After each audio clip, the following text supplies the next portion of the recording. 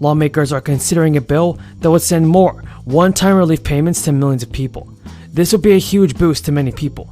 California lawmakers could soon push a one-time California child tax credit to low-income families. This will be a measure supporters say would help families and children living in poverty. And there is a bill that was introduced, and the legislation would utilize the state's budget surplus to provide a one-time $2,000 California child tax credit per child, ages 17 and younger to families that earn $30,000 or less. And under this bill, a family with children ages 0 to 5 could receive $3,000 per child, $1,000 of which would come from the state's existing child tax credit. After Congress did not pass an extension of the expanded child tax credit, Biden administration's American Rescue Plan, the child tax credit was extended from $2,000 to $3,600 per dependent. Now, many people are saying this bill is going to be a game changer. Supporters of the bill told lawmakers that more than 100,000 California families with children and half of workers without children currently receive a California earned income tax credit of less than $100. Advocates have said that increasing tax credits is one of the most effective ways of defeating poverty. Here's some news on inflation, everybody. Jerome Powell emphasized his resolve to get inflation down, saying he will back interest rate increases until prices start falling back toward a healthy level. During an interview with the Wall Street Journal, Powell said if that involves moving past broadly understood levels of neutral, we won't hesitate to do that. We will go until we feel we're at a place where we can say financial conditions are in an appropriate place.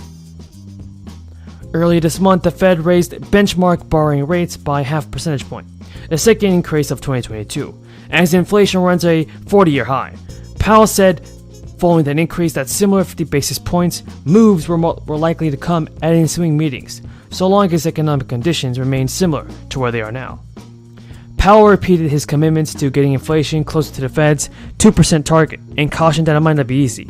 He also said that it will come at the expense of a 3.6% unemployment rate that is just above the lowest level since the 60s. The U.S. economy saw growth contract at a 1.4% pace in the first quarter of 2022, but tighter monetary policies has added to concerns about a steeper downturn and has sparked criticism. In addition to the 75 basis points in interest rate hikes, the Fed has also halted its main mission, so they couldn't get the IRS the information it needed to send out checks. But thanks to some legal wrangling, that's been worked out. One group left out of this good news, VA beneficiaries. The IRS says it's continuing to review data it has on people who get veterans benefits but don't file a tax return. The IRS does expect to come up with a payment date soon, hopefully around mid-April. Connecting the dots, I'm Tiffany Craig. Rick Scott said he doesn't want to preserve the benefits of Medicare and Social Security, and he doesn't know if Republicans want to change that. In August, Ron Johnson of Wisconsin suggested that Social Security and Medicare should be discretionary spending programs that are either approved by Congress instead of federal entitlement programs or mandatory spending. According to the Washington Post, a spokesperson from Johnson's office said that Johnson doesn't want to eliminate the programs but thinks they are threatened without the fiscal discipline and oversight typically found with discretionary spending. The New York Times reported that top Republicans also suggested that raising the age to collect Social Security from 67 to 70 and raising the health insurance premiums for seniors, pitching the ideas as a way to combat high government spending is a problem. And President Biden, the former president, among other top Democrats, have called out Republicans on this for their suggested cuts and cancellations of stimulus checks. All we know is one thing, everybody, because President Biden must send out stimulus payments before it gets too late. We cannot wait for this to happen, everybody. President Biden must do it now. It's finally happening. New stimulus checks will arrive again this November for many people, and as well as December and January. People will get stimulus payments in those months. Many states have announced stimulus checks for residents in order to combat inflation and the increased prices due to inflation too. So many of these payments will be sent to those who file tax returns inflation. And the higher payments will be welcome news for retirees who have seen their household finances squeezed so far this year. As a result of rocketing inflation and turmoil in the financial markets, the Consumer Price Index is up an annual 8.6% through May. The way ahead of the 5.9% annual inflation adjustment handed out to Social Security beneficiaries in January. Meanwhile, retirees with savings in stocks and bonds have seen their portfolio slump with the financial markets. Anyone living on a fixed income is being hit hard by inflation, Social Security checks have lost 9% of their purchasing power in a year. And the annual COLA, which was instituted during the inflationary period of the 1970s, is calculated by comparing consumer prices each summer with prices from the previous year. The Social Security Administration will look at the average CPI numbers for July, August, and September, and compare them to the average for the same 3 months last year. Experts say that we are already on track for the cost of living adjustment for 2023 of at least 7.9%. That's pretty much a guaranteed minimum. The reason? May CPI's figure is already 7.9% above the averages for last year. So even if there are no further price increases in the economy at all for the rest of the summer and throughout the year, we're looking at this level of increase. For an average Social Security benefit at around $1,700 a month, that increase will work out to an extra $120 each month. My great-grandfather worked in the mines, was a mining engineer, and everybody there was only one word you heard most often in my family. Not a joke. Most important word. It wasn't unions, it was dignity. Dignity.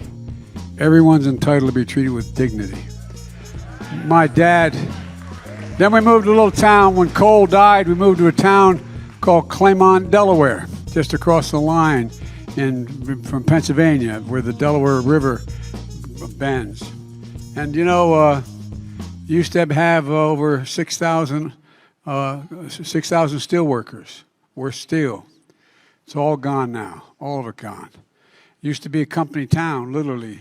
The hills were all company stores, company buildings, but it's gone. And the union movement began to just crumble in Delaware and in Claymont. In response to rising mortgage rates, the mix of job gains also reflects shifts in consumer behavior.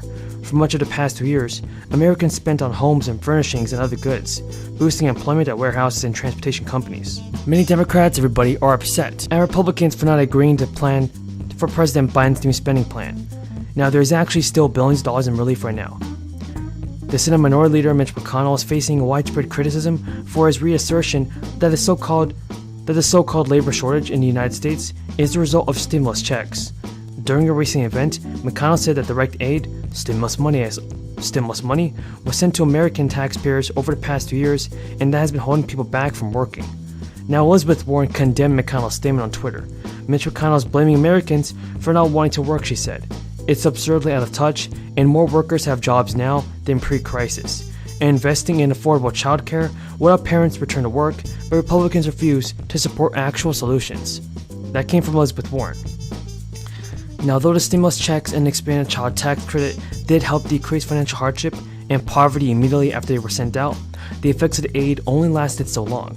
As of last month, 39% of Americans said that it's difficult to afford regular expenses like bills or rent. And for years now, McConnell and other Republicans have been moaning that the stimulus payments suppress employment. But analysis of the financial